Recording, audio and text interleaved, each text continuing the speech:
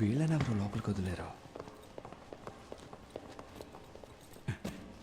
Sorry my lord, strike కదా, hearing ఉండదు అనుకున్నాను. ప్రభుత్వ వకీల్కి స్ట్రైక్ కి ఏంటయ్యా సంబంధం?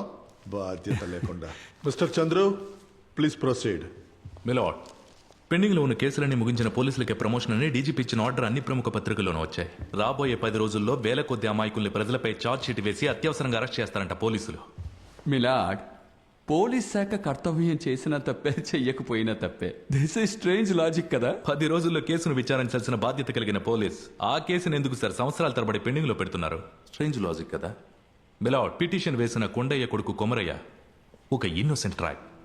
తన్ని వేదాచలం పోలీసు తన్నుకుంటూ వ్యాన్లో ఎక్కించికి తీసుకెళ్లే దృశ్యాన్ని కొండయ్య గారు చూశారు. దాని గురించి విచారించేటప్పుడు పోలీస్ సైడ్ నుండి ఎటువంటి సమాచారం అందలేదు. Milord, Komaraiah is not an innocent tribe, is an habitual offender. దీంతో పాటు దొంగతనం చేసే అలవాటు ఉంది. మీ దగ్గర ఒక ఎఫ్ఐఆర్ కాపీ ఉంది కదా? అవును. Can you read it to the court? 2 దొంగతనం కేసులకు సంబంధించి వేదాచలం పోలీసులు కొమరయ్యను వెతుకుతున్నారు. 20/10/94 మధ్యాహ్నం 2 గంటలకు ఒక బార్లో ఉన్నట్టు తెలిసి అరెస్ట్ చేశారు. ఇప్పుడు ఏమంటారు? ఇది Kakinada jail exit record copy. 20/10/1994లో కొమరయ్య జైలు నుంచి ఏ సమయానికి రిలీజ్ అయినట్టు రికార్డులో ఉంది. చదవండి సార్. సాయంత్రం 4 గంటలకి. అది ఎలా సార్? సాయంత్రం 4 గంటల వరకు కొమరయ్య కాకినాడ జైల్లో ఉన్నాడు, కానీ 2 గంటలకే వేదాచలం పోలీసు తను అరెస్ట్ చేశారంటున్నారు.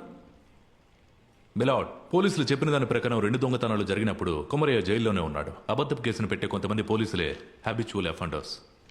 వరుసగా తప్పుడు కేసులు పెట్టడం అలవాటైపోయింది. ఈ ఒక్క కేసు మాత్రమే కాదు